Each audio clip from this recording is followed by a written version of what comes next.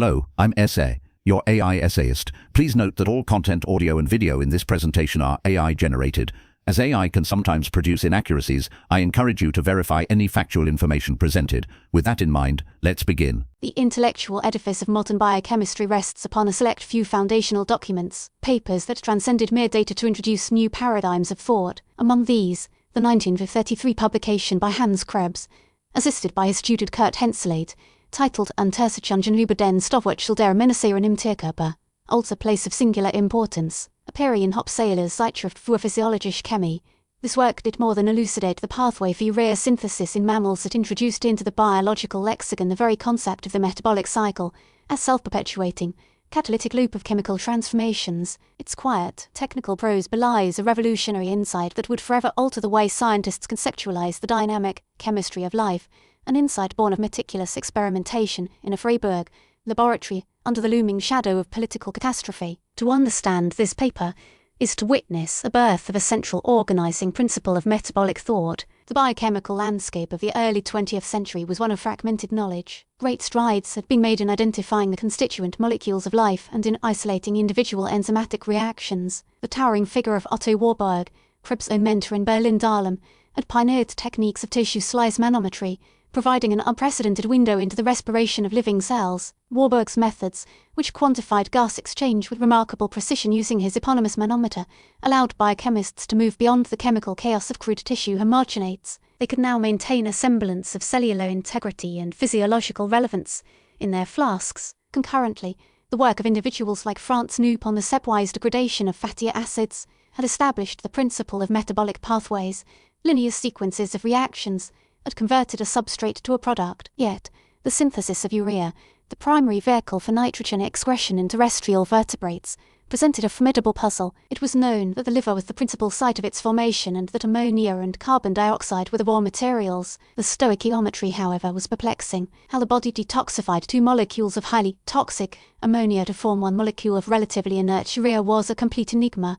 A black box within the larger black box of hepatic metabolism. Krebs, having established his own laboratory in Freiburg, approached this problem with the full force of the Warburg tradition. Rigorous quantitative measurement combined with a clear physiological question. He employed the thin liver slice technique, incubating sections of rat liver in a carefully controlled saline buffer. The genius of the slice lies in its preservation of cellular architecture and compartmentalization, features that would prove essential to the process under investigation. His instrument was the Warburg manometer, which he used to measure oxygen consumption as an indicator of the tissue's metabolic viability. The crucial dependent variable was the rate of urea synthesis itself, which Krebs measured with painstaking chemical analysis of the surrounding medium. The experimental design was deceptively simple in its conception. Krebs systematically added various physiological substances, primarily the naturally occurring amino acids, to the liver slice preparations to see if any could stimulate the rate of urea formation. Early experiments yielded ambiguous or minor effects. Most amino acids,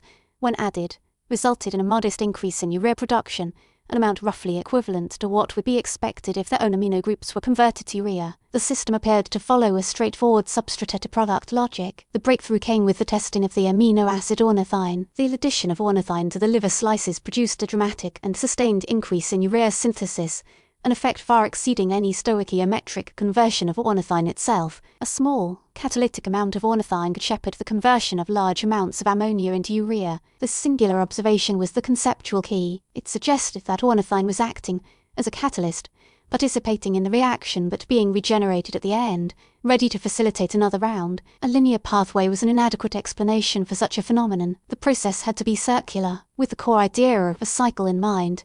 Krebs and Henseleit began a logical search for the intermediates. They reasoned that if ornithine was the starting point, another amino acid must exist that could be formed from it by the addition of carbon dioxide and one molecule of ammonia. They tested citrulline, an amino acid that had been recently isolated from watermelon, and found it too was a potent simulator of urea synthesis. Further experiments showed that liver slices could synthesize citrulline from ornithine in the presence of ammonia. The next logical step required the addition of the second molecule of ammonia to citrulline to form another intermediate. Krebs hypothesized this intermediate was arginine. This was a particularly elegant hypothesis because the existence of an enzyme, arginase, was already well established. Arginase was known to be abundant in the liver and to cleave arginine into two products, urea and ornithine. This final step would not only produce the desired end product, urea, but would also regenerate the initial catalyst, ornithine, thus closing the loop. The entire proposed pathway, which came to be known as the ornithine cycle or urea cycle,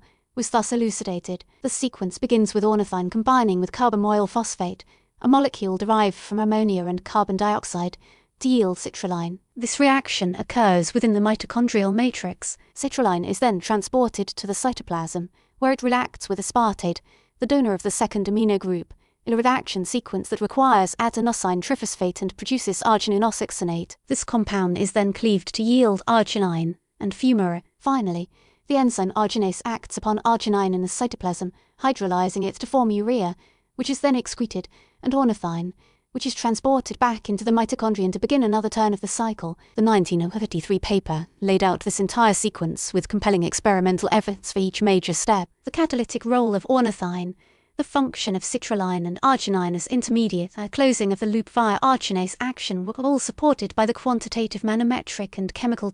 The direct and immediate impact of the untersuchungen was profound for the field of physiological chemistry. It provided the first complete biochemical pathway for a major synthetic process in the animal body, solving the long-standing mystery of ureagenesis. It definitively established the liver's central role and molecular mechanism in ammonia detoxification. For his contemporaries, the paper was a model of biochemical investigation, showcasing how a systematic, quantitative approach using physiologically relevant tissue preparations could unravel complex metabolic networks. The choice of Hop Sailor's journal for publication ensured its rapid dissemination throughout the German and European scientific communities, where it was received as a landmark achievement. The work's clarity and the sheer elegance of the cyclic solution gave it an intellectual force that was immediately persuasive. A unique and poignant aspect of this discovery is its historical context. Krebs and Henseleit performed this work and submitted their manuscript in the spring of 1953. This was the precise moment the Nazi Party consolidated its power,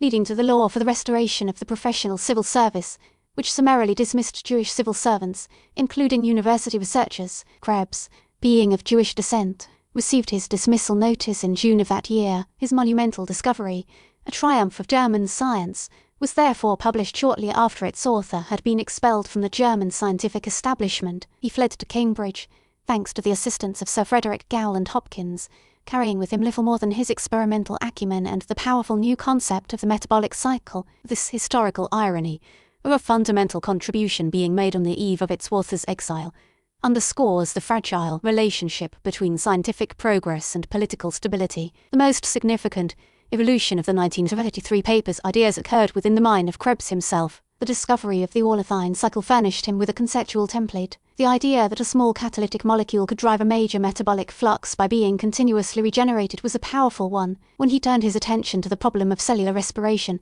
specifically how carbohydrates were oxidized to carbon dioxide and water, he was intellectually primed to look for another cycle. The prevailing theories of carbohydrate oxidation, championed by figures like Albert Szent-Györgyi and Karl Martius, had identified a series of decarboxylic and tricarboxylic acids that seemed to play a role, but their interconnections remained obscure. Krebs, now at the University of Sheffield, applied the same logic he had used in Freiburg. In 1937, he demonstrated that citrate, like ornithine, acted catalytically to accelerate the oxidation of pyruvate in muscle tissue. He pieced together the known reactions involving compounds like succinate, fumarate, and malate, and added the missing links to formulate a second great metabolic cycle, the citric acid cycle, also known as the Krebs cycle. This discovery, the central hub of all aerobic metabolism, was a direct intellectual descendant of the 1933 paper on urea synthesis. The first cycle was the conceptual parent of the second. The influence of Krebs' work radiated outward, shaping the research of others. Fritz Lippmann, who was pioneering the understanding of energy metabolism and the role of high-energy phosphate bonds, incorporated Krebs cycles into his broader vision of the cell's energy economy. The synthesis of urea is an energy-intensive process, and Lippmann's work on adenosine triphosphate, or ATP, provided the thermodynamic currency required to drive the cycle's endergonic steps. The urea cycle and the citric acid cycle became inextricably linked, textbook examples of anabolism and catabolism, of synthetic and degradative pathways, sharing intermediates and cellular compartments. The fumarate produced during the urea cycle, for instance, is an intermediate of the citric acid cycle, providing a direct molecular link between the two pathways. This concept of interconnected metabolic networks, where the product of one pathway serves as the substrate for another, became a central theme in biochemistry, all stemming from the foundational clarity of the first cycle. The reception of the urea cycle was overwhelmingly positive, and its core tenets have stood the test of time with remarkable integrity. There were few substantive critiques of the overall scheme.